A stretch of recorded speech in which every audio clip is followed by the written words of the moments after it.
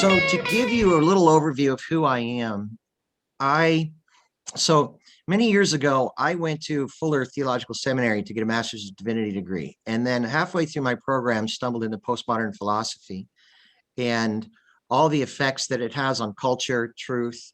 And you could see where culture was going. And so that became my passion, is to stay connected with, and this is where my intellectual life has been, to stay connected with all of these changes and to look at the foundational ideas, how they develop, how they make it through culture, and how they have their impact.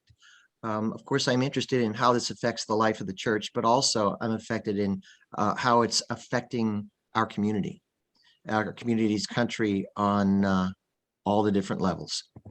So what I'll do is, as we go through tonight, there's been probably since the 1960s, a lot of intellectual development is now being manifest on a lot of different ways. So there's a lot of material here. And I think it's important for people to have a thorough background. So as we get down through this, if I have missed, or if somebody is unclear, but haven't explained something well, don't hesitate to hop in and say, hey, can you explain that for me?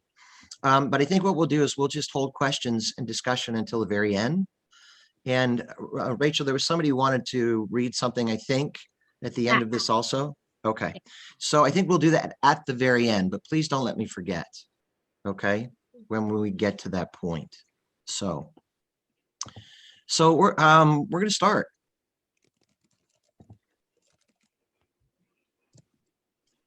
So the goal for this evening, and this was set to, all right, my slides won't advance. There we go. Now, the goal for the evening is this was set up to be a overall kind of an overview for people, particularly for people that have been elected to school boards, and how you engage this, how you understand critical race theory within your school board.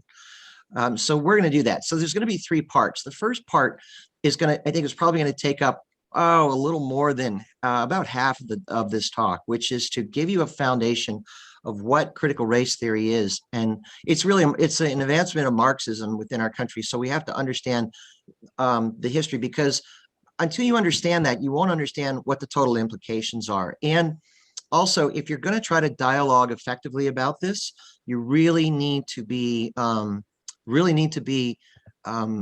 very well versed in the depth of ideas in order to be able to carry, and I say arguments, to carry discussions effectively.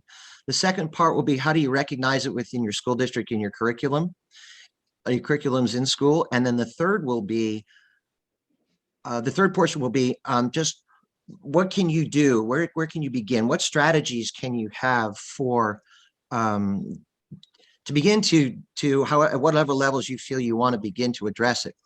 I would recommend that if anybody finds this to be of value, I am more than willing to do as much educating as possible. And I would more than be happy then to break down the last two portions in depth, so that you can be well versed in what's going on within school districts, and also very well versed in like strategies and how you can educate yourself, and lines of discussion that you can have as school board members or parents when you're in the process of dealing and challenging. Okay. All right. If we don't have any more questions, then I'll still have to keep popping through here. Then we're going to go ahead and we're going to begin. My slides still won't advance here. There we go. Okay, so we have to ask ourselves, what is critical race theory? Well, it's a broad academic discipline that began to understand why essentially white America outperforms Black America after the civil rights movement and the decades that followed. Now, there were intellectuals at Harvard that would take a look at performance indexes, whether it was SAT, whether it was socioeconomic elements, education, whether it was differences in incarceration. And they asked why Black America and the community of Black America was lagging behind white America when it came to these indexes.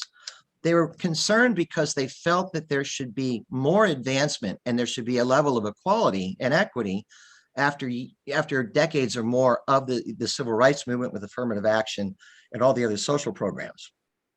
So the intellectuals at Harvard began to investigate this. So there were three different areas that people came up with that could be behind the cause of the differences. The first would be genetic differences. Okay, this has zero merit and it has to be dismissed. I say this because if you follow the dialogue and people pushing back against CRT, unfortunately, this still persists on the fringe right. So you need to know it's out there, but it gets dismissed out of hand. The second were cultural differences, somebody's home life, the amount of time they might have spent studying, what part of the country you might have lived in, but these were dismissed.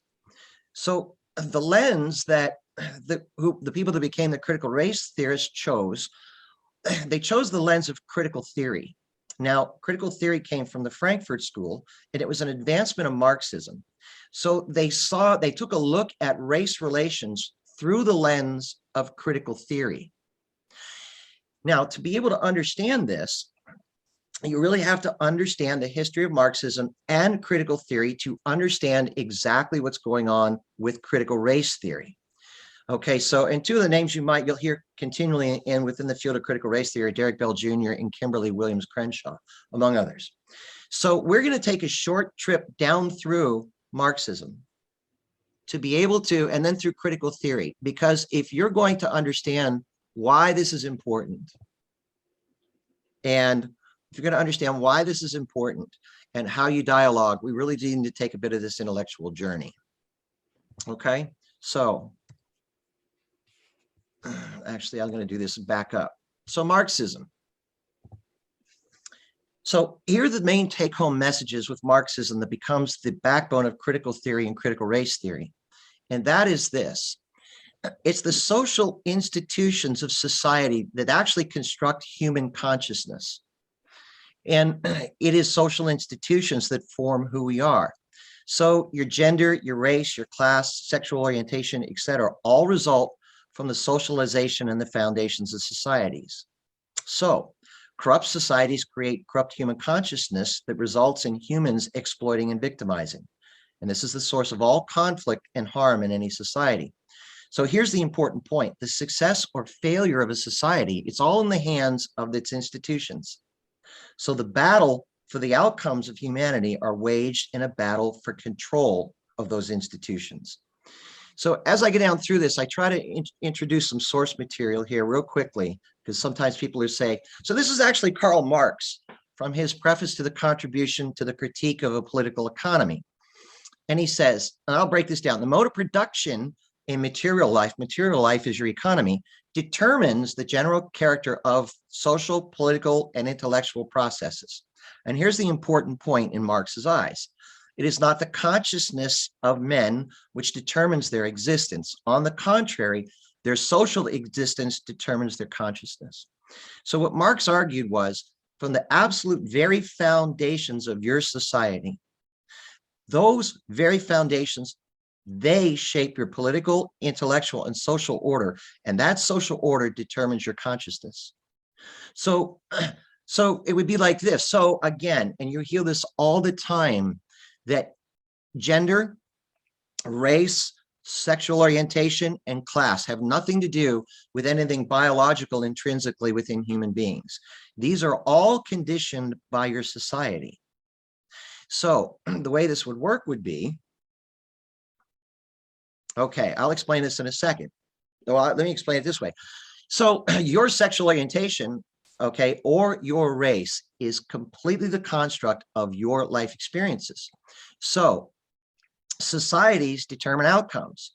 In Marx's mind, oppressive societies that exploited were responsible for absolutely everything negative that happened with any given society. So if you saw starvation, if you saw crime, if you saw murder, it was the result of the influence of the way the society was formed. Okay, so to say at the top, institutions equal murder. Now, you might think that's a gross overstatement, but not in Marx's eyes, and we'll see how this plays out. The important points are, the first is systems and institutions control the formation and outcome of society. Corrupt institutions create exploitation and victimization, while those built upon equity bring forth societies that are utopian. Since race, gender, class, and sexual orientation, since they're all social constructs, negative attitudes about these, racism, sexism, homophobia, and economic exploitation, are all caused by corrupt social institutions.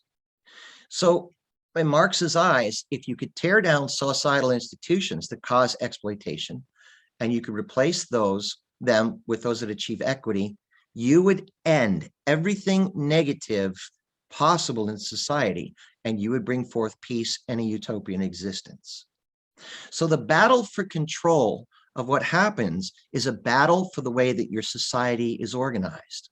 Okay, now, actually, I'm going to back this up. Let me explain how this would work. So I want to make you guys capitalists. Okay, and I'm going to be a worker. So Marx saw that this all happened from economics. I'm going to explain how. So what happened was, let's say I worked for you $8 an hour for 10 hours a day. You're going to pay me $80, but I accrued $300. I made $300 worth of value for your company. So you paid me the $80. You have $220 left over. So you would take the $200 from the $220, you'd pay your business expenses, and you would make a profit. The fact that you kept the profit and did not expose that, the fact that you did not distribute that profit equally amongst all the workers to achieve equity or an equality of outcome, Marx considered that was theft. He called that wage slavery and actually called it an imperialist war. And he felt the fact that theft was what was driving death and everything in his society. Now, if you think about it in these terms, if you have, so if you get paid every 2 weeks and I take $100 from your paycheck, what happens? Nothing the first couple of weeks, but eventually you wouldn't be able to save. And if you're not able to save, then when it comes time years down the line, let's say you need to go to work, your car breaks down. So what happens? If you have children, especially, you have to choose between your car and food.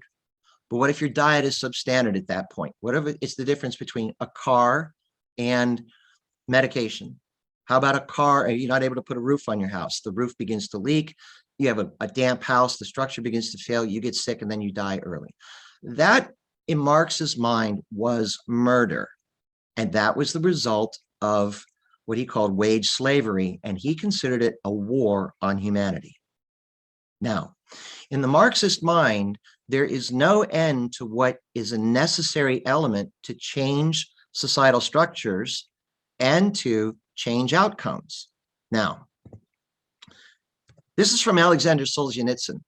And I read this to you because I want you to understand the challenges that Marxism has given to humanity over history and where it possibly goes. Okay? Now notice remember what we had said. 1 second here. Okay. So he writes, okay, didn't Marx and Engels teach that the old bourgeois capitalist machinery of compulsion, that's capitalism, that system had to be broken up and a new one created immediately in its place? And included in the machinery of compulsion, that was capitalism, were the army, the police, the courts, and the prisons, all the institutions of society that help order our world. And he says, how in establishing the dictatorship of the proletariat could they delay with a new type of prison? Thus, we had to observe that the leading idea of the archipelago of forced labor, and these were the gulags of Soviet Russia, had been advanced in the first month after the October Revolution. And even while sitting peacefully, and this was Lenin, among the fragrant hay mowings of Roslov and listening to the buzzing bumblebees, Lenin could not help but ponder the future penal system. And this is what he writes. And he's quoting Lenin here, Vladimir Lenin, who began the Russian Revolution in October 1917. So Lenin, in his mind, said the suppression of the minority of exploiters, that's the capitalists, by the majority of the hired slaves, the workers who were being robbed, is a matter so easy and simple and natural that it's going to cost much less blood, will be much cheaper for humanity than the preceding suppression of the majority by the minority, who are the capitalists. According to the estimates of the MJ professor of statistics Kurganov, this comparatively easy internal repression cost us, from the beginning of the October Revolution up to 1959, a total of 66 million lives. We can, of course, cannot vouch for this figure, but we have none of it as official. And just as soon as the official figure is issued, specialists can make the necessary critical comparisons. I'm going to go down through this very quickly. So, what we're learning, what we see here is this is the whole Marxist paradigm, that you break up the systems of exploitation and victimization. You put in new systems that are based upon equity. And what they were trying to do in the Soviet Union was achieve economic equity. You distributed resources equally so that some didn't have more and were not able to exploit those that have less. But the portion of this is that a Marxist paradigm believes so much in the intrinsic ability of systems to be able to control every outcome of society and contribute to murder and exploitation, that in Lenin's mind, he needed to have a concentration camp system. And he knew that a staggering number of people were going to die. But he felt that that was a pittance compared to the amount of damage that capitalism was willing to do, simply by its structure. Now, you have to remember also that the same system existed within China under Mao, in Vietnam and Cambodia. 100 million people were liquidated in the 20th century in an effort to achieve equity by Marxists. So this is the danger of the system, and it's not to overstate it, but this is essentially what we're dealing with at this point. And as we go through this in the next couple of steps, you'll be able to see how all of this comes together. So what happened then was you had other individuals, other Marxists, who agreed with Marx and agreed that systems were able to cause all of the destruction in society, but they didn't feel that it was limited to the economic structure of any country or capitalism. In their mind, they saw the ability for any social system, any institution of society, to be set up in such a way that it was set up upon exploitation and the ability to victimize other members of society. And if you think about it, you can think about Jim Crow in America. Okay, you could have a white sharecropper in the South, and he may have been the poorest member of his community, but he had tremendous power and control and the ability to exploit the wealthiest Black member of his community. So it wasn't necessarily about economics. And we do recognize at times in America that systems of society can be set up to exploit, as we know with racism. So this brought about what we call the Frankfurt School. Okay, and this is where critical theory arises.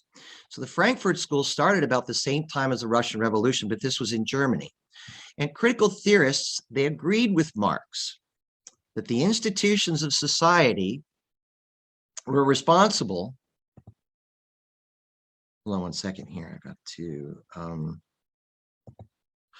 The institutions of society were responsible, I'm going to get this out of the way, for exploitation, but the sources of exploitation were not limited to economics. Critical theorists saw exploitation happening within every level of every institution of society.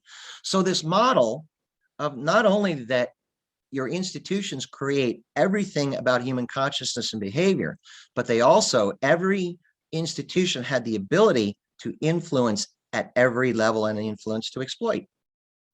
There are two important aspects to critical theory, and it is exploitation was so embedded in these systems that everyone who benefited could no longer see their exploitation. It was unrecognizable and completely normalized that the oppressors called exploitation truth, and they could not see beyond their privileged advantage. The second point is institutions that had embedded systemic exploitation were beyond rehabilitation, and they must be broken up and they must be replaced. Now we ask ourselves, how is this an advancement of Marxism?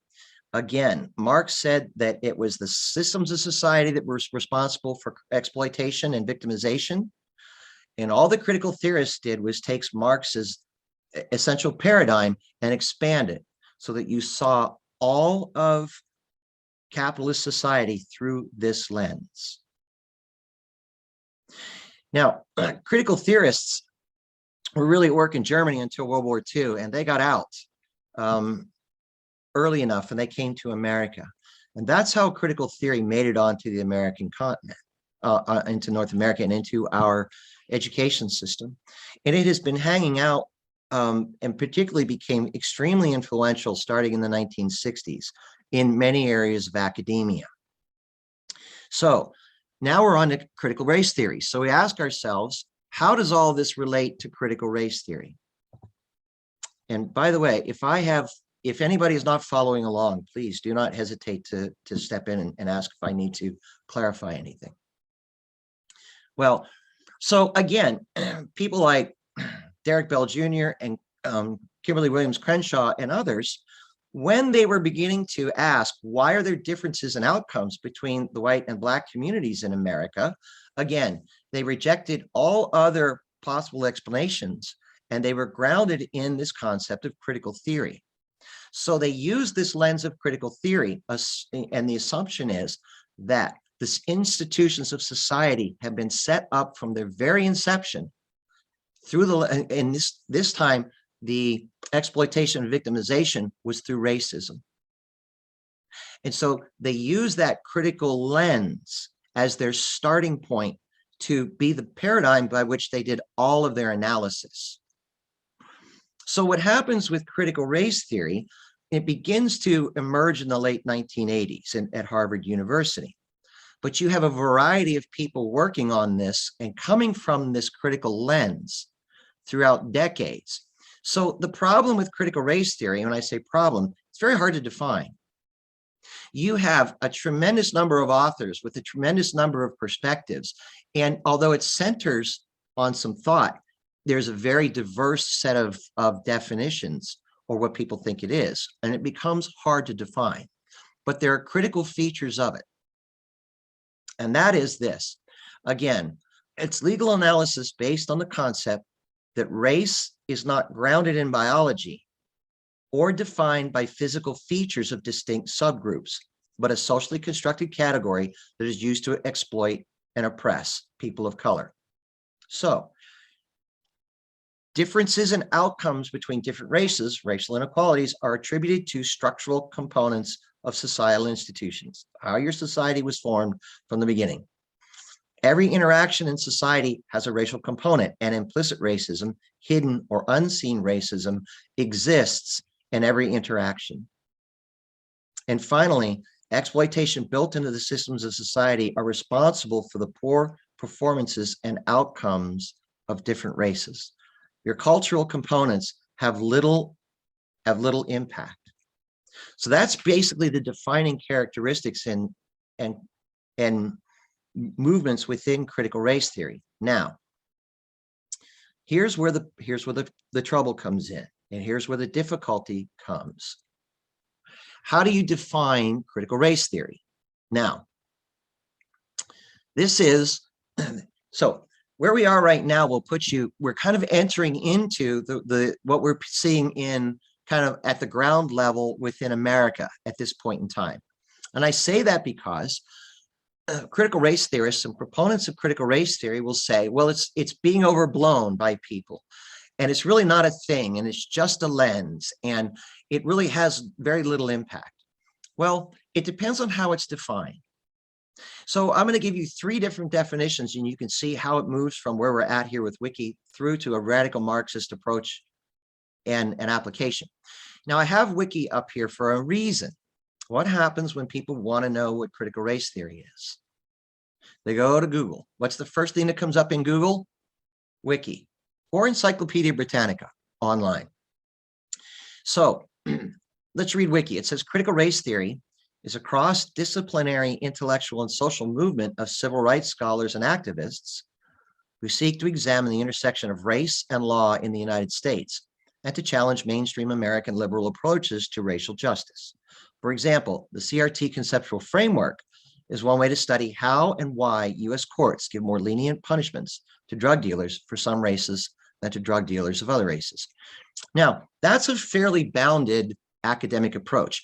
And if we're just dealing with this, there's some value here, because we as people need to ask ourselves, we do not want to see differences between communities. We don't want to think that there is some structural component within our society that would cause one group to lag behind another. And so it's a valid question. It's a valid exercise, and it can be a valid paradigm through which we ask questions about the world. Now, critical race theorists, we'll touch on this in a second. They answer the question based upon using one factor alone, and that's race. You need to have more factors to come into the discussion. But nonetheless, if you're dealing with this this framework, it seems fairly benign, and that there would be aspects of this that are positive. The problem is it's not bounded by this in any way, shape, or form. And conceptualizations of critical race theory get fairly radical. This is from Cornel West, who himself was a Harvard intellectual, part of the dialogue on critical race theory. And this is from his foreword to Critical Race Theory, Key Writings That Formed the Movement. Critical race theory is the most exciting development in contemporary legal studies. This comprehensive movement in thought and life, created by primarily, though not exclusively, by progressive intellectuals of color, compels us to confront critically the most explosive issue in American civilization: the historical centrality and complicity of law in upholding white supremacy and concomitant hierarchies of gender, class, and sexual orientation. So think about the impact of this for a second. He's saying that our entire legal system has been set up in such a way to uphold white supremacy and the ability to exploit and oppress people based upon their gender, their class, and their sexual orientation. That puts us in a completely different world and a completely different paradigm. And the question we have to ask ourselves is, I mean, think about it. If you had literal white supremacy happening in a classical definition, you'd want to do everything you could to expunge that from your community or its radical expressions. And if you're going to label the law and everything legal and things that come from it, like policing and incarceration, then what are people compelled to do to bring about justice? So we're going to move on to Ibram X. Kendi, and this is from his book, How to Be an Anti-Racist, page 156. Okay. And we'll see in the end, he equates racism with the economic oppression of Karl Marx. Assimilationist leaders of some socialist and communist organizations have asked people of color to leave their racial identities and anti-racist battle plans at the door, decrying identity politics. Some of these socialists and communists may not be familiar with their ideological guides' writings on race. The discovery of gold and silver in America, Karl Marx once wrote, the extirpation, enslavement, and entombment in mines of the Aboriginal population, the beginning of a conquest and the looting of the East Indies, the turning of Africa into a warren for the commercial hunting of black skins, signalized the rosy dawn of the era of capitalist production. And these are Kendi's words. Marx recognized the birth of the cojoined twins.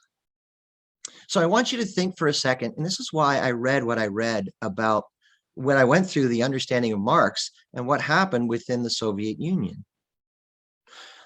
Marxism is the deadliest ideology the modern world has ever known, and yet Kendi now wants to raise racial inequality in America to the level that Marx saw with economic exploitation. And I think, and I say this to you because remember, Kendi is doing, he's at the forefront in many things, not only intellectually, but also within corporate America and doing the racial sense. He's doing sensitivity training and everything throughout corporate America at this point in time. and he has a big footprint in academia. And yet this is where he is intellectually in his understanding of critical race theory and its implication for American society. So this brings us to the difficulty here. Which definition of critical race theory are we dealing with? Are we dealing with a wiki understanding that is more bounded within academia? And of course, Kendi's got a huge footprint in academia. So does Cornell West. So the question becomes, as we work through this, what are we dealing with? And you can see how radical this goes. Now, we'll get on to the school district, but I really want to touch upon the impact of this. Think about what I read with Solzhenitsyn when Marx said you had to overturn all of society, which included what? The army, the police, the legal system, the prisons, all of that. Is it any coincidence that we have defund the police movements, decarceration movements that wants to bring about an end to incarceration, reductions in sentencing, reductions in bail, and we've all seen the impact of this on society. But in the Marxist idea, these institutions were built upon racist foundations, and they need to be torn down and rebuilt to gain equity. Okay. Now, again, to put a fine point on what Kendi has said, and I'll just read the last line here. Anti-racist policies cannot eliminate class racism without anti-capitalist policies. And I say this because just to give people an idea of the radical nature that this can take. And it's not just me saying this, but these are the words of the principal figures who are out in the forefront of critical race theory as it impacts culture today. Hey, Chuck. Yeah. I got a question. Sure. So to your point, we're seeing, I'm not sure where the representation is, if it's across the United States or just geographically located. We're seeing different forms of what we call CRT, right? Right. Where I live, the school board is calling it something else. And if my wife were here, she would know. She actually ran for school board to try and suppress this nonsense. But my question is, what's in it for them? I mean, we could get into the whole pandemic thing, and usually there's some sort of financial gain. I'm trying to put the pieces of the puzzle together, as I'm sure a lot of people on this call are. Where's the benefit to them? Because if there's no benefit to them, then what's the whole point? Like, why are they pushing this, jamming this down our throats? Okay. So and if you're going to answer it later on, I'll hold my question. No, that's okay. I'll give you an answer right now. And because I think this will put into, they believe this. This is their entire moral structure. Wow. And this is why I tried to show you in the beginning, when I say Marxists believe this. Yep. Marxists liquidated 100 million people who either were not down with the system or even voiced opposition to it. They believed this. And so what happened in America, very briefly, is we went through the postmodern movement. Are you familiar with that? I am. Yep. Okay. So the postmodern movement set about to basically deconstruct all of American society and discredit objective truth, yep, our Judeo-Christian worldview, yep, the use of logic and rational thought. Yeah. And by doing that, they wanted to tear apart, the meta-narratives, the story of America. Mm-hmm. What that ended up doing was it destroyed all moral and intellectual foundations. And the people for whom that was important rejected the Judeo-Christian worldview and the use of logic and rational thought. Exactly. But they needed a new moral paradigm. And they're buying into Marxism now. When you listen to John McWhorter, do you know who he is? I don't know. Okay, he's one of the leading Black conservative intellectuals. He calls this the new secular religion in America, and I've been saying that for a long time. This is a new moral structure for America, and what's in it for them is, you're right, there's no money. Well, there is money, okay, but they believe this 100%. That they believe that the institutions of society have been set up in such a way that they're so inherently corrupt that they need to be torn down. Unbelievable. Okay. Well, there's other places to live in the world. They can go there. Well, I understand exactly what you're saying.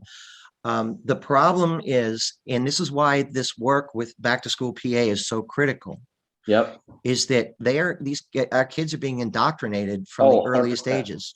And Yep. so they go from high school to the universities. 20% of the social science faculties, and they've shown this across the country, 20% of the humanities faculty are avowed Marxists at major universities. Well, I can tell you So, that, just as an example to echo your comment there. So my daughter, my oldest one, she's on the left side, and I'll just leave it there. mhm. My second one, I have four.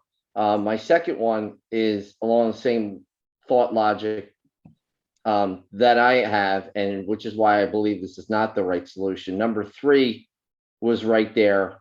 But I can tell you there's been a change in the last 3 weeks, and I learned some of the things that the teachers have been touting about, the difference between Biden and Trump. And I got to tell you, it's flat out lies. And I flooded her with facts, and then she got defensive, and it's unbelievable what's going on. It makes me sick to my stomach It watching it. is. So we're going to get to the next slide here. I will tell you this. So I went through this with my own children. My oldest son was woke, and I talked with him about everything. He chose to leave school and go to a private Catholic school.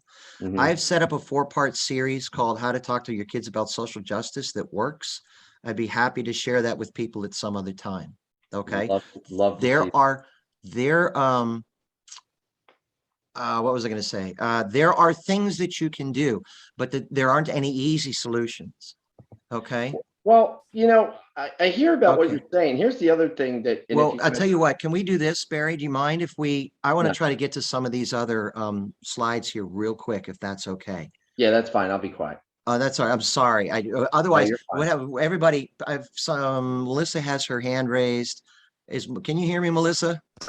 I can hear you. I think what Barry was talking about, real just quick, was social and emotional learning is how they hide their CRT. Right. So that's how the schools, if that's what he was thinking of when he first said that. So that's all I was going to just add. I No. know that's what our school does. They blanket it as social emotional learning and not CRT. Right. So that brings us to the next slide, and that's really critical, Melissa, and thank you, because you're not going to have a part of your curriculum that is critical race theory. Okay. You just don't see it that way. And that's part of the way that they get by saying, well, it's not a thing or it's not in school. So it is extremely hard to identify in the classroom.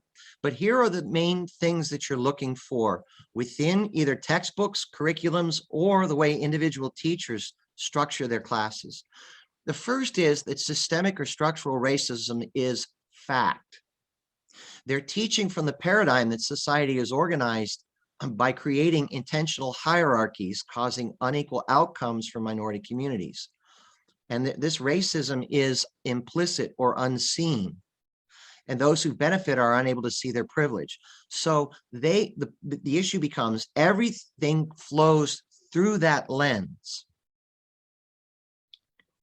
The second is single factor analysis. What I mean by that. So systemic racism is the only possible explanation for different outcomes. And the fact that differences exist is direct evidence for systemic racism. It's circular reasoning. Now, what that means is this: when you say single factor analysis, there's a refusal to consider that other cultural factors influence outcomes, meaning this. The statistic that's often cited is the difference between African-American and white communities when it comes to SAT scores. And if you aggravate those SAT scores, there's a 100 to 150 point difference, says 150 point difference annually between white high school students and black high school students. If you leave that as a single factor, okay, then yes. But individuals like Thomas Sowell began to break that down. And there are subgroups underneath within these two communities. So if you look at both black and white students that had single parent homes, and if you look at them, single parent homes, and in those, two parents in the home, And then those parents are, hold on a second here. There's those two parents have expectations about grade outcomes. They want kids doing work.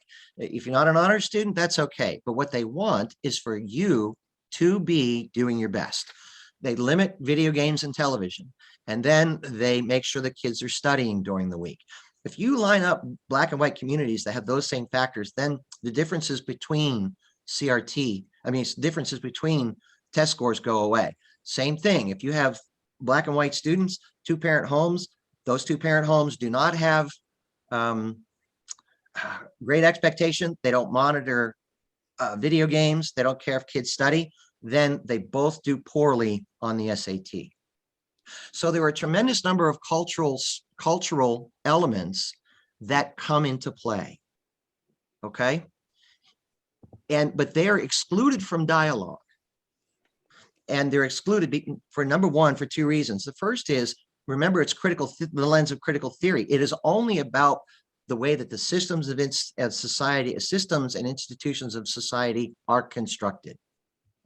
And second, they know that there are other factors involved. And when they get in, then the arguments become much harder to make. Now, the final one here is the use of the diversity, inclusion, and equity paradigm in the school. This really needs a tremendous amount of work for people to understand that each one of these are set up in a certain way to address in different areas that they feel systemic racism hits. And these are mediation factors. And how people end up being labeled as white supremacists or bigoted is that when they say, well, we're against diversity, and well, how can you be against diversity? They give it a public definition of, are you against having kids with, different colored skin in your classroom? But that's not it. It's diversity being used as a factor within an affirmative action context. In the same way with inclusion and equity. So these areas that are, again, if people are interested, we could go through and expand on these, but understanding the mechanics of DIE and how they work is absolutely critical for that. Let me see, Melissa, I see your hand is up here. Can you, do you have a question, Melissa? I forgot to lower. I apologize. Oh, you're okay. We're good. I do these often enough. I know what I'm doing, but it takes me a couple of minutes every time to figure out the system. Okay. Now, critical race theory in your school, should it be eliminated? Now, I say this because from my perspective, Marxism has no, it shouldn't be anywhere in contemporary American society. However, if you are elected, or you're fighting with the school district, or you are elected and you do not have a strong conservative majority, or let's say you're part of people that were elected and now you have a conservative majority, you probably have your superintendent and other people within the system of your school district that are, if CRT is there and CRT is part of your curriculum, then you've got to fight them. And so the question is, how long of a battle is it to have this eliminated completely from school districts? So if you're able to eliminate it immediately, or if you're in a district that has not seen a lot of this and you're able to kind of, put up protective measures to keep it out, that's one thing. But I take this from the position of, let's say a handful of people are elected, or parents that want to begin to push back. What do you do? What we need, here's what's at work. Critical race theory and critical theory seek equity and equality of outcome as the guiding principle for education and society. What we want to do is have a concept of character and merit interjected back in. And that's what America has always been built upon. That regardless of what your skin color was, we all looked at your ability to function within society and your ability to maximize who you were as a person. And as that gets pushed out and excluded, we need to begin to bring that back. At the very least, what needs to happen within schools is if it's impossible to remove critical race theory or critical race theory lens, because as I said, looking at the world to ask ourselves, do we have institutionalized racism, is an important question to ask. But bringing balance into the classroom and bringing balanced perspectives becomes critical. The starting place for this is an organization called FAIR, the Foundation Against Intolerance and Racism. Now, they are, and these are all, almost all of these people are minorities, particularly, these are the heavyweight Black intellectuals right now. John McWhorter, Glenn Loury. Okay, you'll see their names down here.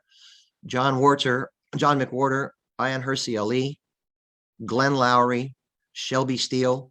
Now, this guy here, Wilfred Riley, he is the man. Okay, and I'll reference a book or two of his in a second. And the guy they call he's the gangsta, as they call him, Thomas Sowell. He's the guy who began to pick all this apart for decades statistically. Now, what you want to do is that you want to begin to engage with this, because they're setting up all kinds of materials to educate and show paradigms to begin to push back against this in culture.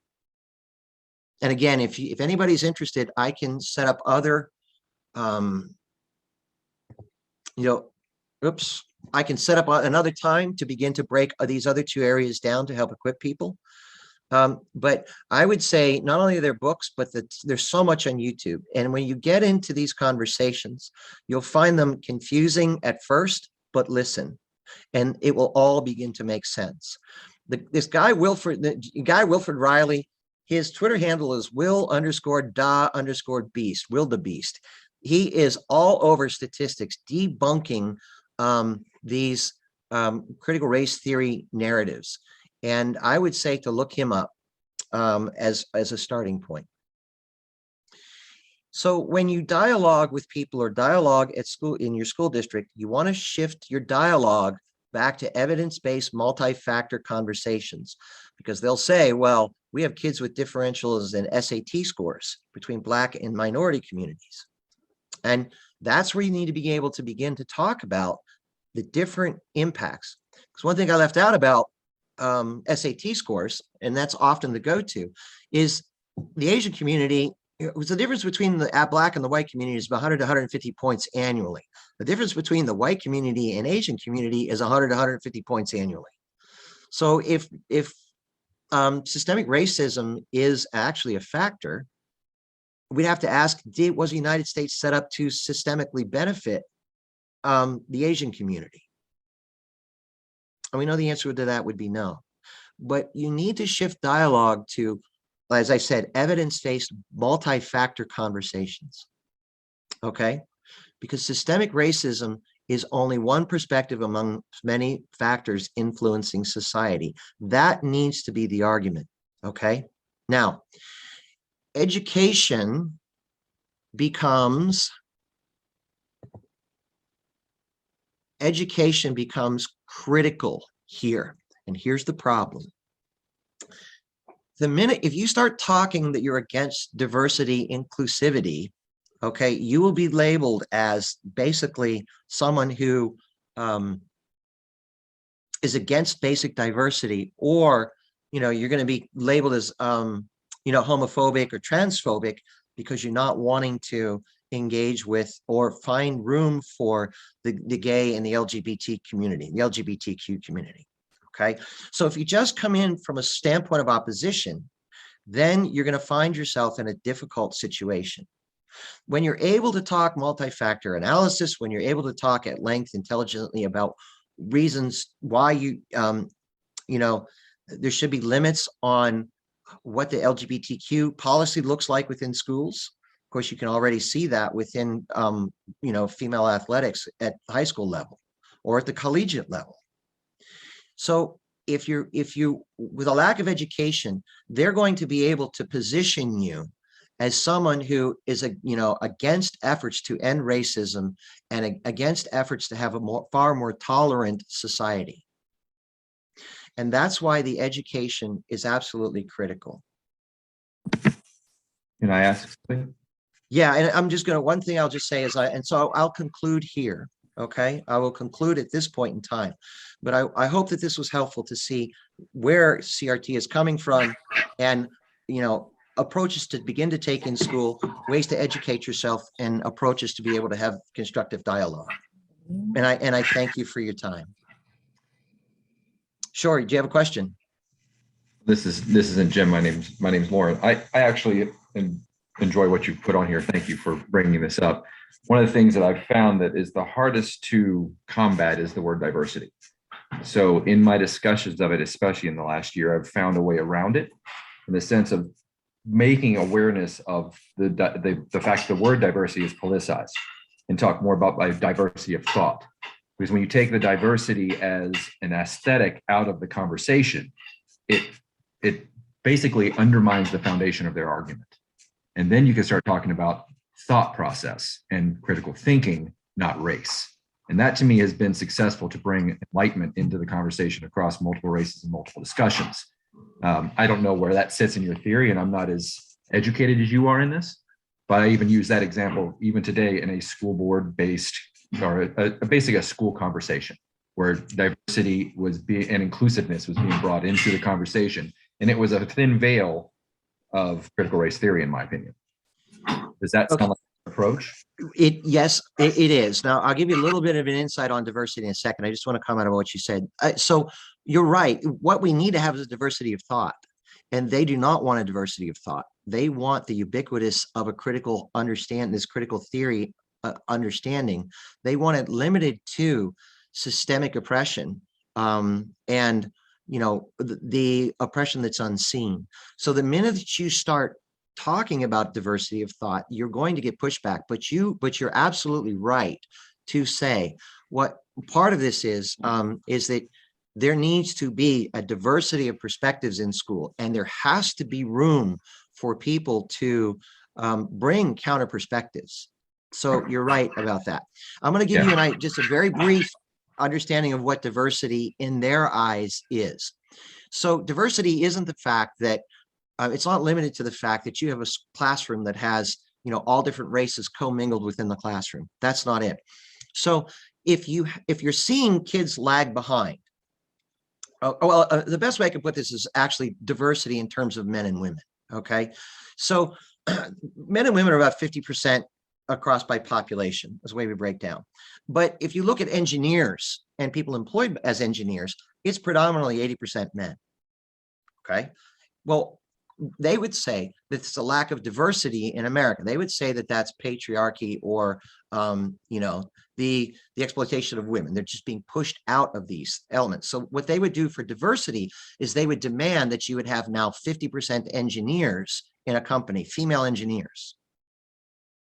The problem is, and I see Jesse's got her hand raised. I'll get it to you one second when I finish this. The problem is that women just aren't interested in STEM. Now they would say, well, that's culturally conditioned because of a patriarchal culture, but they're just not conditioned to go into science, technology, engineering, and math and all of things. So if you push, but they're going to push to have 50% women, and it's hard to do. So the diversity, pushing for diversity and certain levels of make sure you have certain levels of representation, would be a way to eliminate what they perceive to be the exclusion that happens as racism.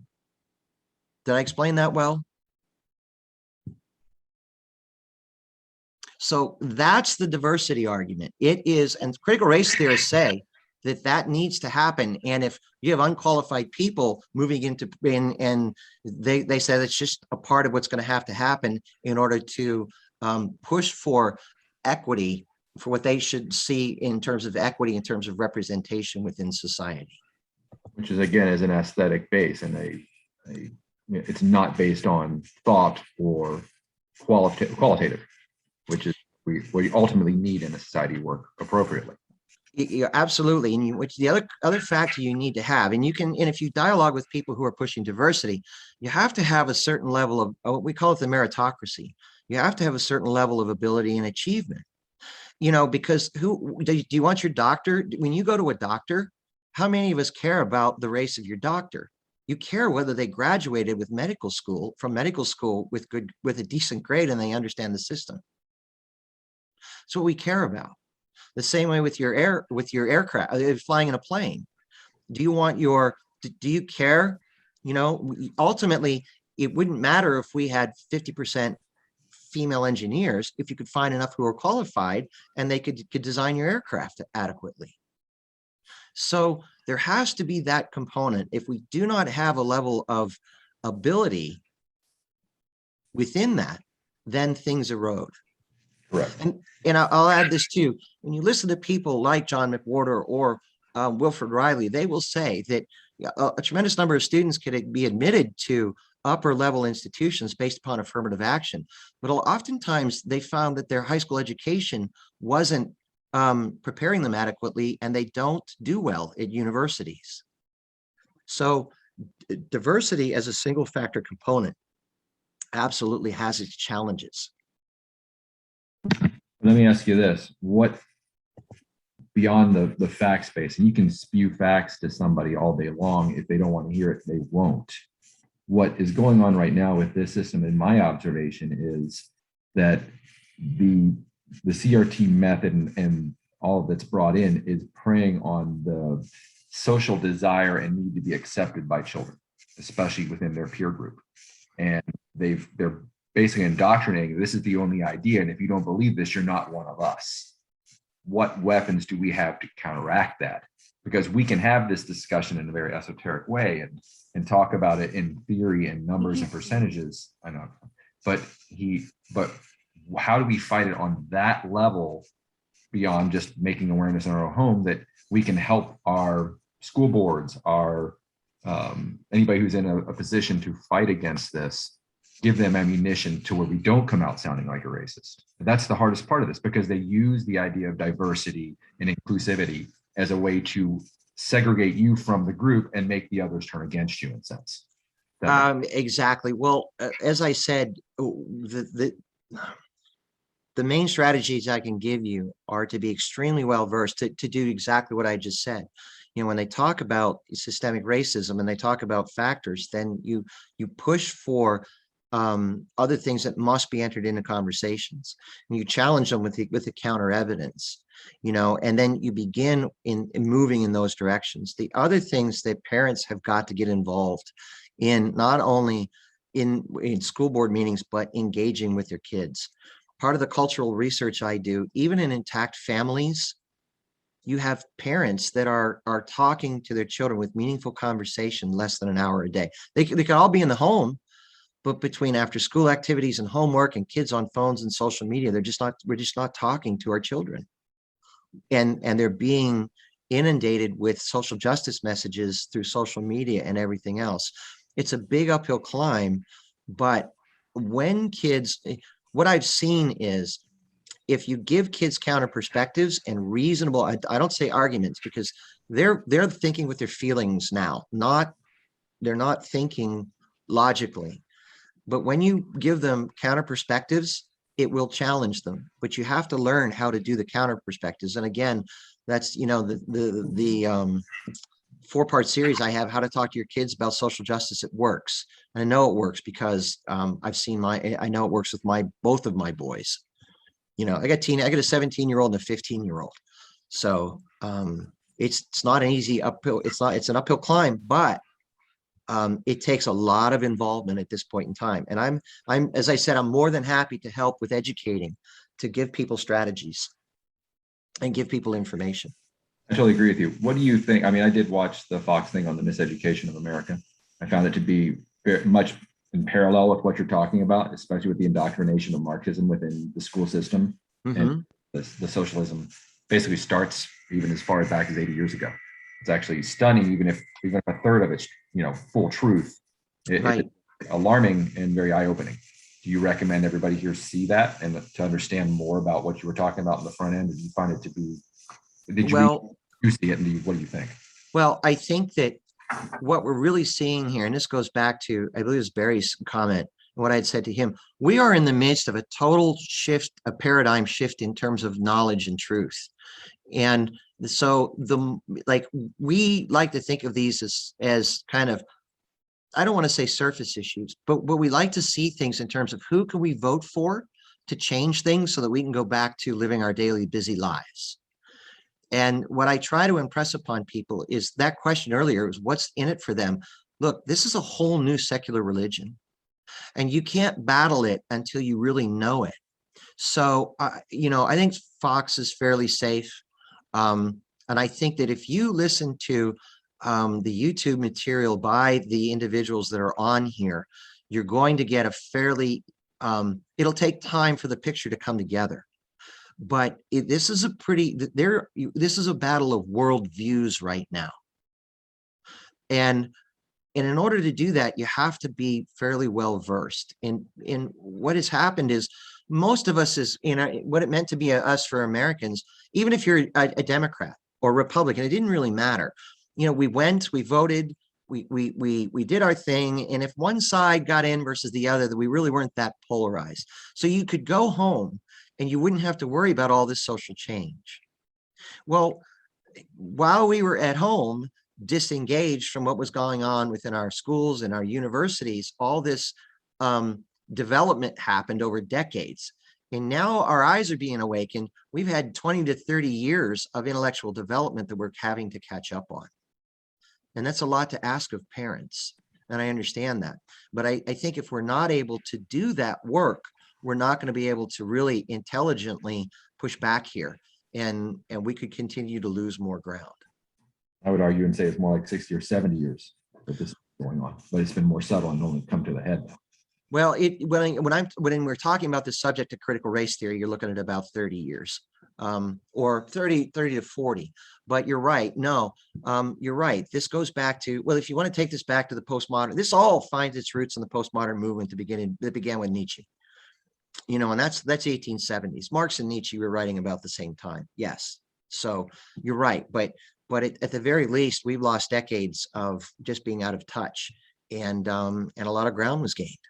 So, the good news is that we can win the ground back, but it's going to take a lot of time from people to learn and to choose to become involved.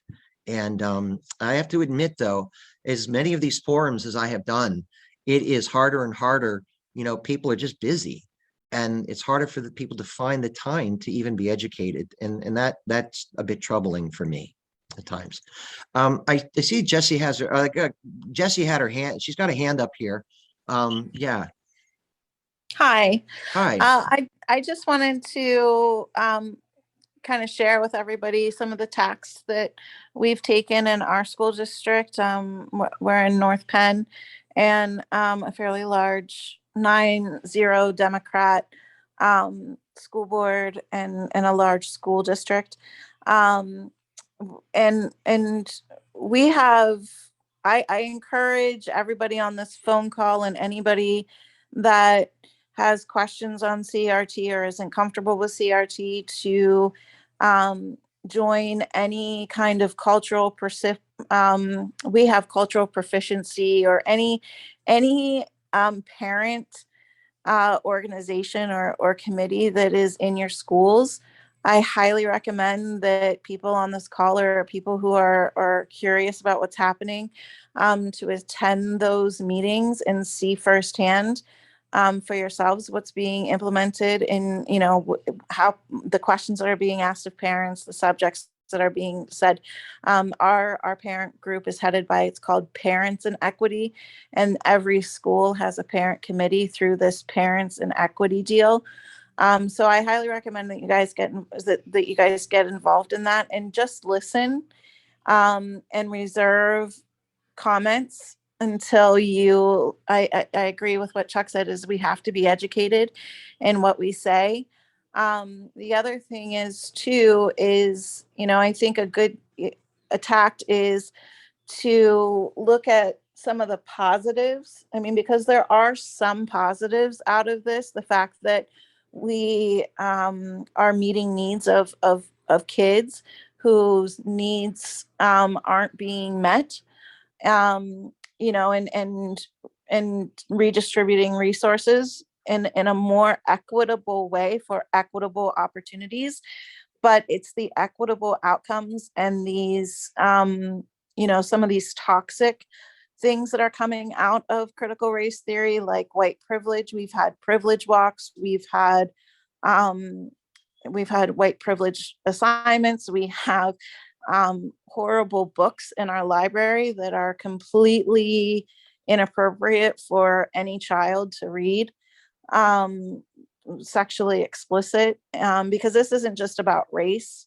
It's Right. also about the LGBTQ agenda, pushing that onto our children. I don't think anybody on this call is anti-gay or anything like that, but I think, knowing that that is part of the agenda, that it's normalizing that and pushing that lifestyle onto our children is something that we should be aware of as well. But those are just some thoughts. The other thing is too is our districts are looking at disproportionality, and they are looking at everything by race and looking at the disproportionality, which it can be overrepresentation or underrepresentation of races within, anything from discipline to gifted programs to socioeconomic, like free lunches,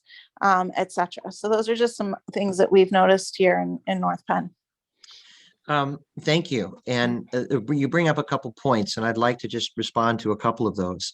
And the first is overrepresentation. This is what the diversity aspect looks like. That if you had too many in a gifted program, if you had too many Asian students, if they were overrepresented within that program, some of those students may not be permitted in the program, and other minorities that are underrepresented may be moved into those programs. So that's the way the diversity shuffle happens. The other thing is, when you talk about the term equity, it is really important to define that, because what you had said about you can use equity in terms of, let me backtrack. So you have equality of opportunity. Now, the failure of equality of opportunity is simply to say we're all starting from parallel or reasonably close places. But me having grown up in in a suburb of State College outside of Penn State is very different than somebody growing up in North Philadelphia. And so we're not all coming from the same starting places. So I don't see as a problem of looking at people who are coming from a lower starting point and helping them to elevate them to a more equitable starting point. But the outcome is based upon what the individual does. And I understand that somebody coming from that school district may not be as prepared for the educational experience, but at the same time, equity in terms of the equality of outcome, which is the Marxist endgame, has been a failure everywhere it's been tried throughout history. So I think it's important to be able to make those clarifications as you're moving forward in dialogue. Right. That's why I said, if you say equitable, like you are for equitable opportunities, Absolutely. that kind of takes away that ability for them to call you a racist. Mm-hmm. And then challenge the equitable outcomes piece, after, making sure that you're understood as a proponent for equitable opportunities, and looking for the positives, like look at what's working and looking at what's benefiting, because if we lower the bottom, or I'm sorry, if we raise the bottom of our kids, we all win. You know what I Absolutely. mean? So Absolutely. that's something that I think can break down, the I don't, a stereotype of somebody challenging CRT. You know what I mean? You can challenge it by taking pieces that are good, but then challenging the toxic pieces, and trying to concentrate on building it through a positive way and without the negative, the negative consequences. Like we just had our one of our middle schools just lowered their NJHS standard. It was 3.75 and now it's 3.5. And they allowed, 230 more students into that program. And they, the thing was, oh, well, now we have we have more seats at the table, and that's a beautiful thing. And I'm like, you have a district of 12,000 kids, like you're graduating with over 1,000 kids, and now you have an extra 230 people that you're sitting at a table with that are less qualified than you. That and they did, they did kind of like pause at that. And the other thing that kind of made them go a little crazy is they were talking about, oh, well, these equitable, all these measures to increase these, individuals, right? But yet they're using collective data and using collectivism to raise, to provide equity and push equity as this individualized measure, right? But it's through collective means. So I was, when I asked about the dichotomy of that, they just kind of like, whoa, I have no idea how to answer your question. But what you just hit on right there is the whole education process. And you know what? I had another slide and I forgot. And I'm going to read this because I think it touches on what you had just said. Okay, part of this is we need to come to people saying we're not so much we are against CRT, but we need solutions. So you have to recognize America's unacceptable racist past, but recognize that there are differences in outcomes, but the real solutions look at all factors. And that's just what you just said, that you've got to start to talk to them about, hey, there are multiple factors. We want solutions, but it can't be simply, you're right, this collectivist idea to have, to be as though it's going to be the solution for any individual. And that's where these dialogues that's where these dialogues need to go. But I think, like you said, if you are educated in this, they're not going to know what to say or to do because they're just having people, rage against CRT, with blunt force emotionalism. And that's where the difficulties come through. Barry, I see your hand there. Does anybody else have a question too? What would you like to go ahead? Well, you know what? Katie put her hand up. Let me go to Katie for here real quickly. Yeah, just kind of following up on what Jesse said. The other issue that we were at the same presentation last night is the diversity data deep dive presented by Assistant Super and our head of DEI. I can't remember what her title is. And everything is broken down by race. So disciplinary actions, and you have the disproportionate actions based on race. But then we ask, okay, well, what about if you break it down by building? Because we have 13 elementary buildings.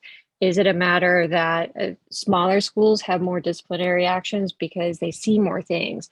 Is it because of certain principals or teachers enforce things and have stricter rules? And they couldn't answer any of that. Exactly. And they've implemented different programs, but they can't show any data as to how that is actually affecting the issues that they're trying to address. So just kind of raising those questions, and it's also showing up to those meetings. It's called FaceTime for our community, where we had an all about equity meeting a few months ago as well. And they'll sit there and tell you things, and it's open forum, so you can actually ask questions. And that's a good way to kind of figure out where they're coming from and what their angle is, and just start challenging them on the data. It's like, well, what if we looked about it this way? Or take the race factor out of it. How many different ways can we slice the data? And then how do we know if this is an issue? How do we get to the root cause and know that what we're doing is actually addressing that issue? Because they can't say anything about that. You are dead on, and I shifted back to a couple of slides. Okay, and so it says shift dialogue, evidence-based, multi-factor conversations. The individual that I mentioned, Wilford Riley, does this with about 10 of the most often pushed evidence-based narratives for systemic racism, from police shootings to SAT scores. When you begin to break these down with a multi-factor analysis, the racial component nearly goes away. His name is in my head, Harvard intellectual. I'll get him out. He is an individual who set out to show the disparity in police shootings for Black versus white America. And all right, I'll have to send this out to Rachel. Maybe she send it out in an email. His name was on the tip of my tongue. He did it 3 times. And at the end of the day, he showed that there wasn't a differentiation in shooting of unarmed Blacks versus white individuals when you did a multi-factor analysis. All of this stuff needs to be pushed in terms of evidence, and it needs to be demanded. And if they can't show you evidence and they can't break this down, then that is what critical race theory looks like. That is critical race theory. And I'm going to go back one more slide if you guys still have time, real briefly, to say, it says systemic structural racism is fact. Single factor analysis. Systemic racism is the only possible explanation for different outcomes. This is what this looks like on when you're on the ground with doing what you guys are doing. And Katie, what you just said is exactly the direction that this needs to go in order to have balance. Yeah, just a note for someone, I don't know if Westchester has it, but we find these things through the community education thing. So it's not really publicized very well. It's not a school board thing. There's actually one of the school board directors with us last night as just a participant, not a presenter. But kind of, if you do some digging, the districts do different community-based events, and sometimes it's teaching a cooking class or different language class, but they have these in there where you can start getting some of this pockets of information. Yeah, and involvement at every level, being there with FaceTime is critical. Absolutely critical. Yeah, without a doubt. Barry. I think Waken wants to go, so I'm going to let him. He was having trouble raising his hand, so I'll let him go. Okay, and then Jason has a hand up too. Can you hear me? Yep. Okay.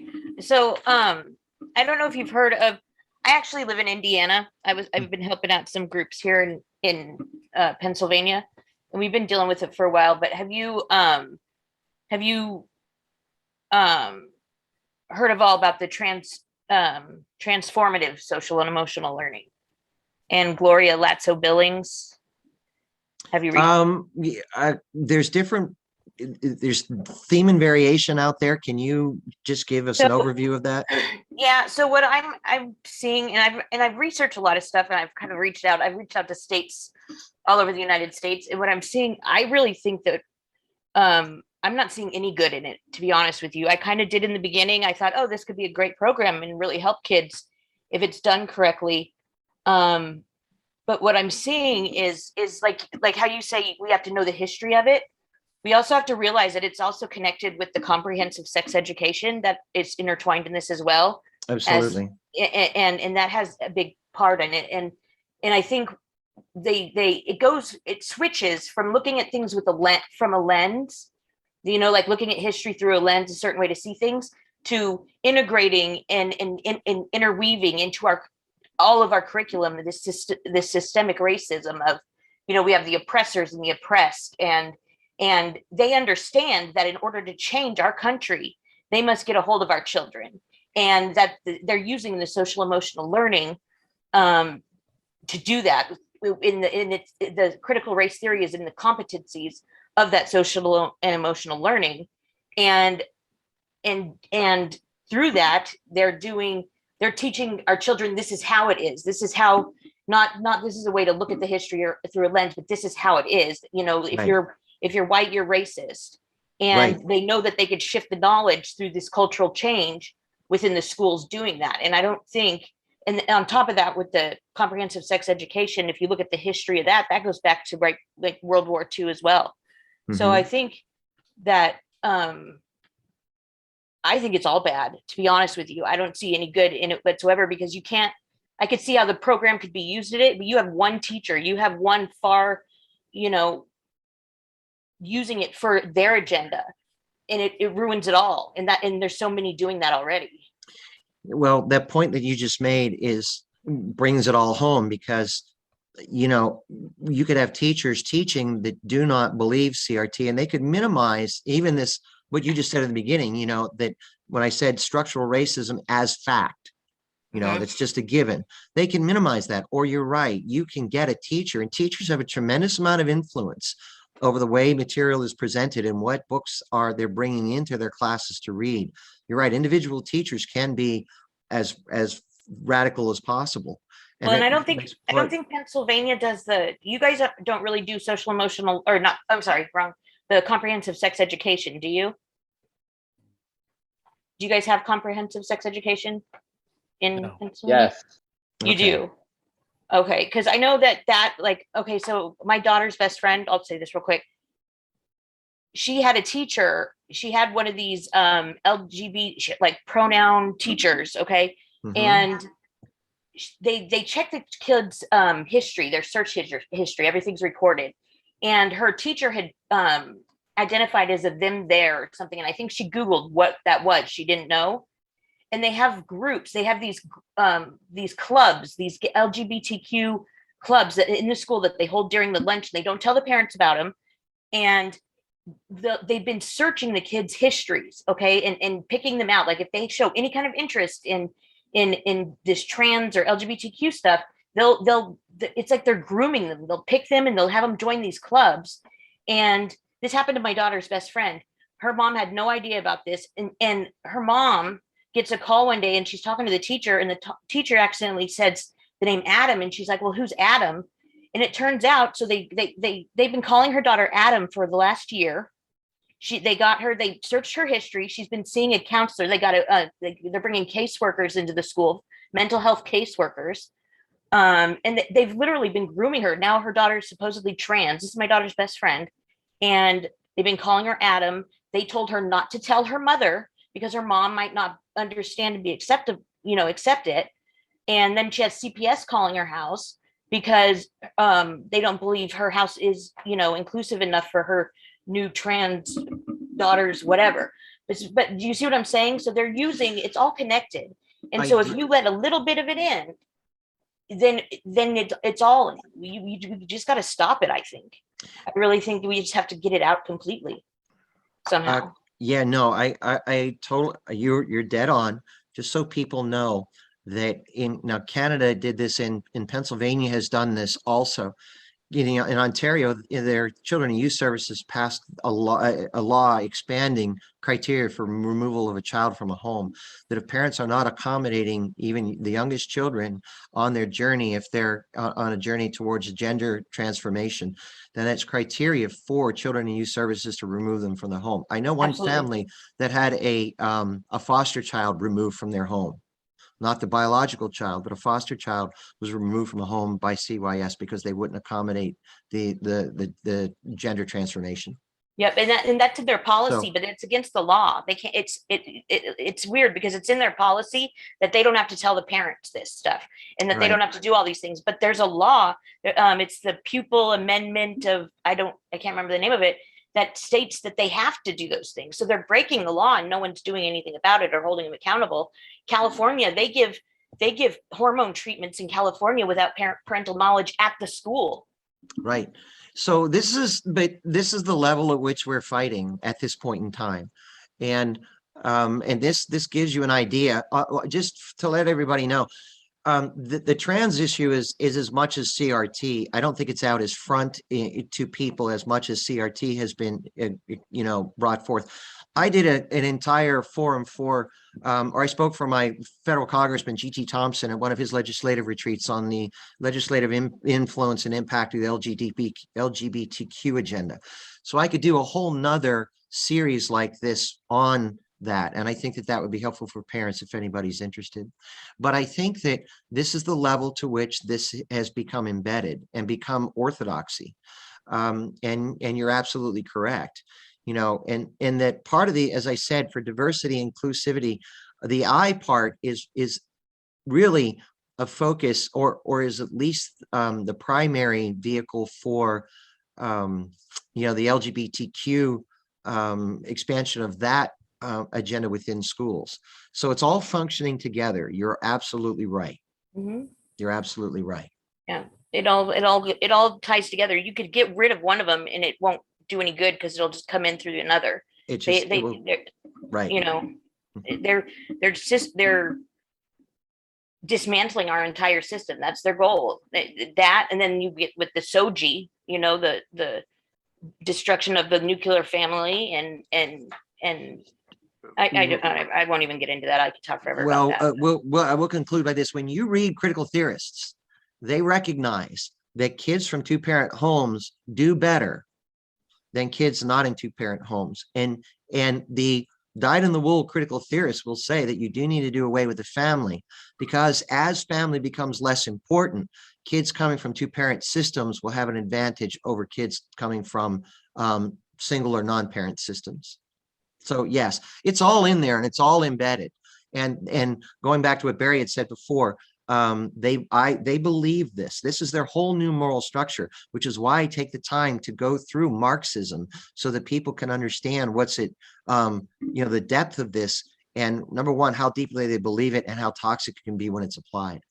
I've got Barry, Jason, and Rick with hands up here. Yeah, so I'll try and be quick, Chuck. So Okay.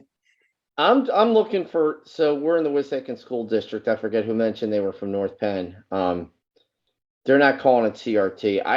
I'm looking for tools to help battle the, I guess it's the school board. And my understanding from conversations with teachers that I've had down here, as well as my wife who ran for school board, and it's all them.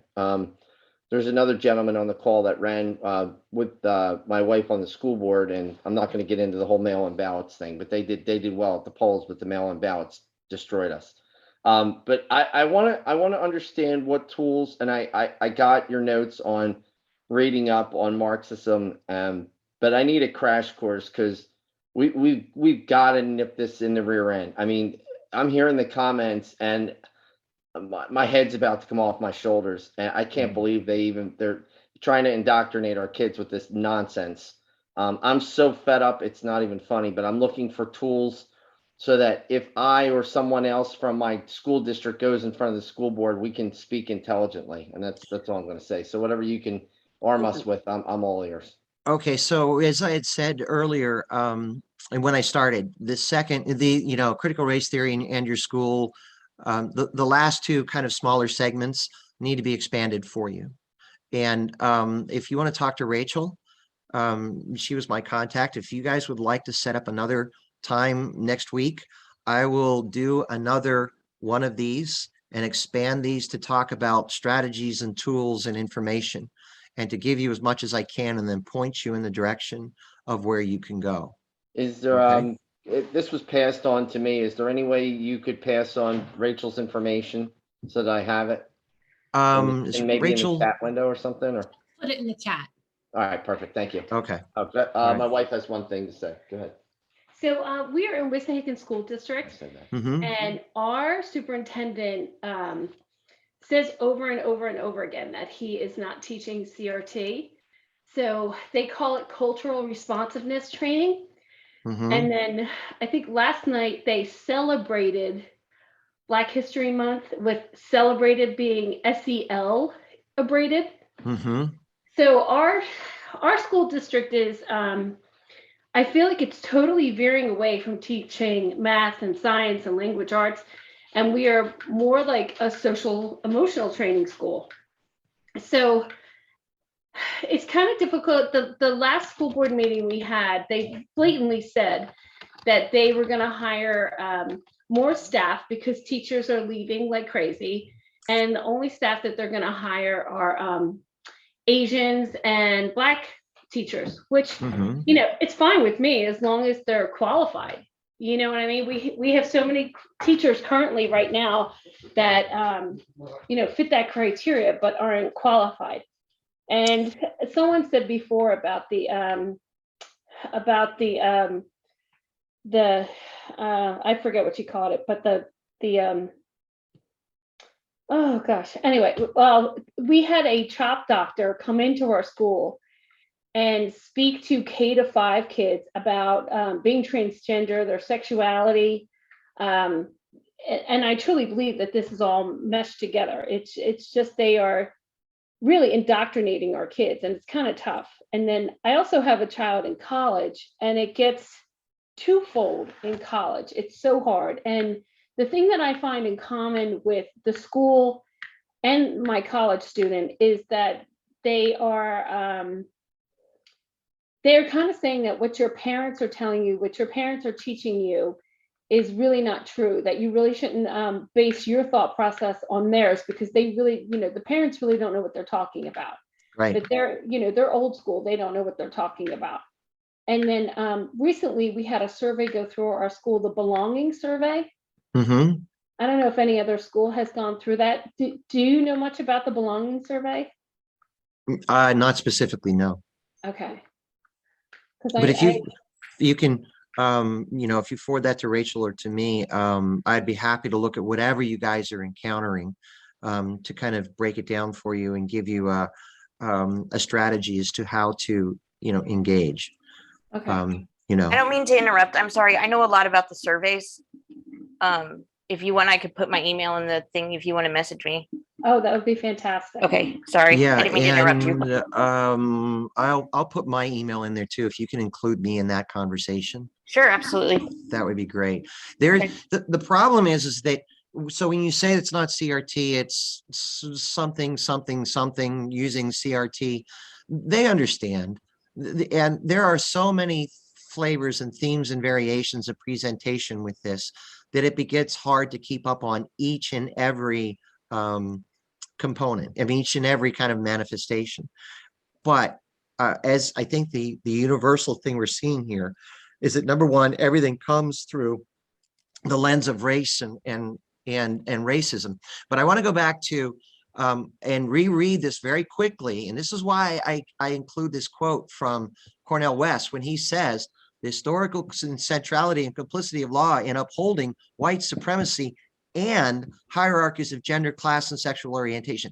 This isn't just about, you can talk CRT, but it's the critical theory lens that all of our societal institutions are set up in such a way that it's not only about racism, but it is about the victimization and exclusion of people based upon gender, class, and sexual orientation. So yes, everything is covered under this critical theorist lens. And as I said, that's why I go into this a little bit more in depth, so that people can see the theory and how it intertwines and then how it manifests. We have Jason and Rick have hands here. I guess I'll jump in here. Hey, Chuck, really want to thank you for this information. Some of it I was familiar with. You did dive in a little bit deeper than I had been familiar with myself. In terms of what Barry was saying in terms of strategy, I'm actually with North Penn School District as well, with Jesse and Katie. One of the things I found is, people are very hesitant to speak about race because they don't want to get labeled a racist. Mm-hmm. One thing that helps whenever you question anything is who is benefiting from what you are doing, because now it's not a question of I'm being defensive because I'm white or I'm attacking the curriculum because it's meant to benefit Black children or whomever they deem as a victim of society. The question is, who does it benefit? And if they can't answer who it's benefiting, then what's their point? And then if they try to mush around, you say, well, where's your efficacy study? What show me where this has worked and it Absolutely. has enabled people the kid who is falling a little bit behind to jump ahead by just pushing them forward into a more challenging class, or putting him in the National Junior Honor Society.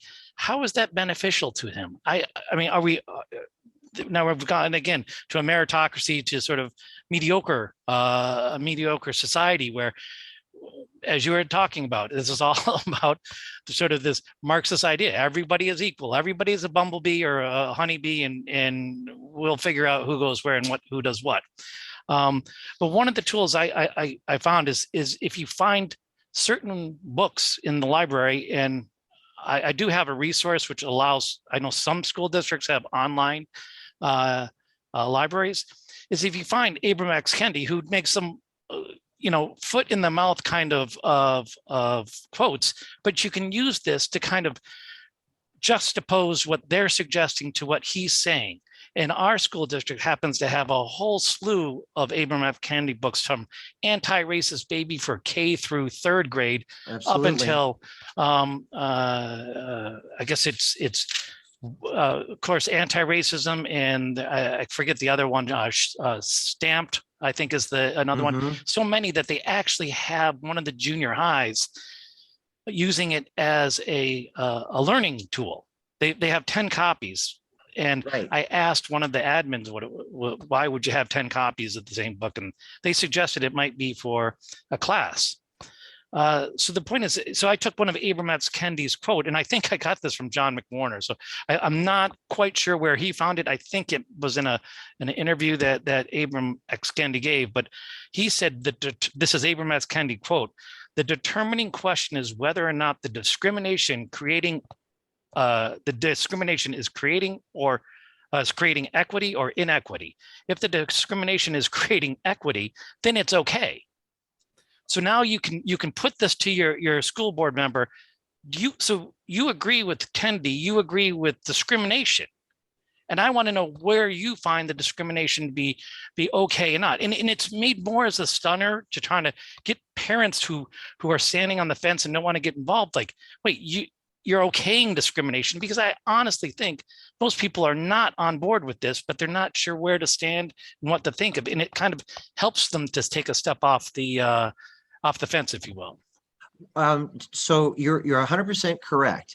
So the discrimination is actually, diversity is now the acceptable word. It's using discrimination to, in their mind, achieve equity and to Right. overcome the disparity. And so when you read critical race theorists, and if we do another setting, I'll unpack diversity, the DIE program, but they say, without a doubt, they say, look, we understand that society was formed on merit, but if you're going to go to diversity, what that's going to mean is we're going to move some people up into that, let's just say, Right. the honors category. They don't deserve to be there based upon merit. And there's going to be kids who deserve to be there, who are not going to be there because they're going to be displaced. We Right. understand that. Is that going to impact society negatively? Yes, in the short run. But in the long run, it's going to lift enough people out of the the poorly performing community that eventually, over time, that's the theory. Right. And Yeah. so that's why discrimination in their mind is a useful tool, and diversity is simply the more acceptable kind of it's the acceptable term for forced discrimination. The synonym that isn't quite right, that you might not, if you had it in an English paper, you get in trouble. Right. It's the less offensive or less, that Right. sound, well, it's connected because the way this started was, if you think about it, you have to always keep this in mind, that we were once a totally segregated society with slavery and Jim Crow, and Black voting rights only came in the not too distant past. So there was a time in which we were so segregated that we didn't have any diversity in our classrooms. So in using the term diversity, what they're getting people to think of is the fact that we have integration. But the new feature of diversity now, it goes way beyond integration. It is forced discrimination to achieve equity, and that's two different things. But they play upon that, so that if you say you're against the forced discrimination to bring equity, then they're going to posit on you that you don't want the integration, and that's how you get labeled to be the white supremacist that Cornel West identifies. this is perilous. I mean, you're walking on eggshells with this stuff. I And there's agree. no doubt about it. And I have I grew up in upstate New York, went to a highly integrated school. This was, I mean, the ease in which we would speak to about race, it wasn't really an issue, because the kids who did the wrong thing, the kids that were the asses, everybody knew who they were, and it had nothing to do with the color. It had to do with who they were and how they behaved. So it allows me to, a little bit easier time dealing with that. But the idea of what's going to make, putting the board in a position where they have to defend discrimination is something that they don't want to do. I mean, our board, I don't think has anybody who could articulate it in such a way as Cornell West could, but they would, it kind of gives it a little bit of shock value, and it gets people, like I said, to wake up and not go back to sleep and realize that the fight's here and now. It's not after the next election. Which I think a lot of people are saying, well, we'll just try to push it, and then if everything works out in the election, everything will be fine. Well, the fight is there. No, the fight is here and now at every moment. Right. It's absolutely here and now in every moment, and it's really hard to open people's understanding to that. And it's one of the reasons why I always say, I am more than happy to travel to some area. I'm more than happy to, to go and meet with student groups. I'm more than happy to do as many of these forums as we can. If 5 people go, hey, we didn't hear it, but we want to, I'm available for that, because to be honest with you, and I did this when I was at seminary and graduate school taking philosophy classes. We were faced with the loss of Western civilization, and if you think that's an overstatement, then there are people like Thomas Sowell amongst a long list of others who are saying this. We're losing the thing which created the very that gave us the freedom that we know and understand. So that's why I'm as invested as I am for this. Appreciate it, Chuck. Thank you. You're welcome. I'll tell you what, we'll take Rick, and we're gone. It's like 9:45. I thank you for your time. We'll take Rick's comment, and then maybe we can, I know that somebody has something they want to read. I can't remember. Was it Mark? But then we'll wrap after that. Thank you very much. I appreciate it. I will be brief or near the end. I speak for myself. I don't speak for the school board that I sit on. So I just have to put that qualifier on there. So if I'm repeating what everyone knows on this call, please attend every committee meeting possible. If you can't attend those, then you must demand transparency and get videotape recordings of the meetings. We do that where I am, and it's very helpful. So please don't overlook the importance of committee meetings. I can't tell you how many times I sit and I look at the audience. Very, very important topics like these are being discussed, and there's no one in the audience. Absolutely. So please attend your committee meetings if you're not doing that, and please stay engaged that way.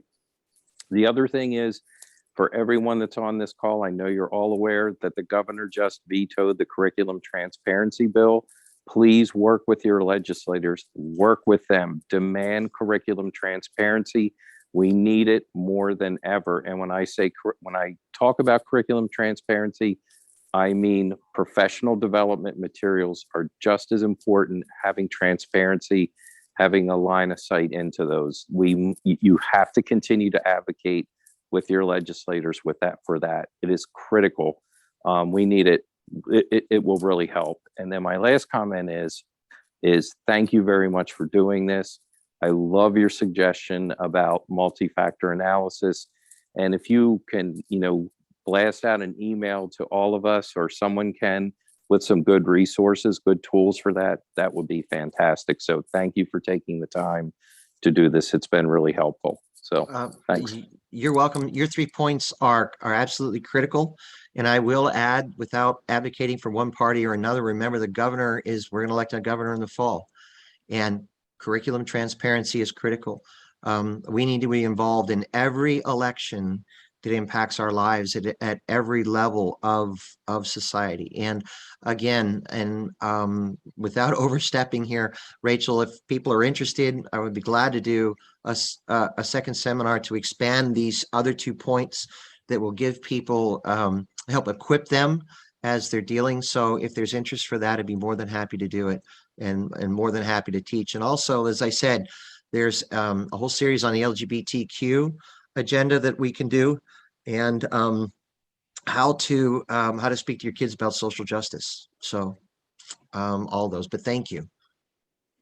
And I think we'll wrap. I think, did Matt have something that he wanted to read?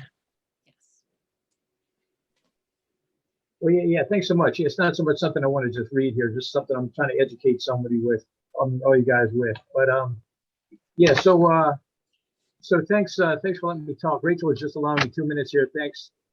And thanks to speaking at my local school board meetings. I'm used to getting my speech down to exactly this amount of time. CRT results from bad decisions, really, which comes from corruption, and which really is a result of wasteful spending. I believe the root cause of most of our problems in public education are operational inefficiencies. So I want to share with you guys what's the biggest, most expensive problem in school districts. It's really a problem that nobody understands, but luckily we do have a solution. And I'd like to email all you guys about it, so maybe we could talk more, and hopefully, you guys will reply. It's really impossible to explain all this in just 2 minutes. But basically, at the 30,000-foot level, school districts with multiple elementary schools are really only about 75% efficient. This is the percentage of students actually enrolled in the schools divided by the capacity of the general education classrooms. I learned about this when I served as a director of operations at a large Pennsylvania school district. Basically, we're still doing things much the same way that they were done in the 1940s. This side of the road, go to this school, other side of the road, go to the other school. These fixed static boundaries mean that about 20% of the students go to a school that's not the closest one. Class sizes vary about 50% within the elementary program. For example, 18 to 27 between K and 6, say, K and 5th grade. Very unfair to students and teachers alike. Yet there's a modern approach which combines data analytics and geographic information systems and linear programming. Districts have policies in Pennsylvania number 206 that actually allow for this. So, and they're just actually starting to figure this stuff out. But as a result of just doing some basic common sense things, districts, Rick, can actually save about $2 million per year. The 5% rule shows that this actually has a net present value of about $40 million. And actually, there's actually many districts that if they do this, they can actually pay for every single school building they ever need to build in the future. So we can prevent the need to ever redistrict students also, and we can prioritize academics, keep children together, lower class sizes, maximize safety, minimize energy costs and transportation distances, improve education outcomes, and increase quality of life. And no one would ever lose their job, believe it or not. All from thoughtful, proactive enrollment management, which utilizes modern business intelligence and flexible system-wide thinking. And it's very popular and easy and very easily feasible. So it's just 2 minutes to talk about this, a simple little operations improvement program that everyone should be doing right now, and it saves huge money and improves quality of life. So I just went a little bit over 2 minutes. Thank you. Sounds good. All right. Thank you, Rachel. Thank you. You're welcome. It was good. I loved it. Good. Well, again, let me know if there's any other way that I could help. My email is I put it up in the chat. So if anybody has anything they'd like to email or anything else along those lines, or keep me in some of the conversations, appreciate it. Yeah, great. All right. And we'll follow up tomorrow, and I'll get the recording from you and send it out to people and follow up. Okay. Okay. Thank you. Thank you. Have a good evening. Thank you. Thank you.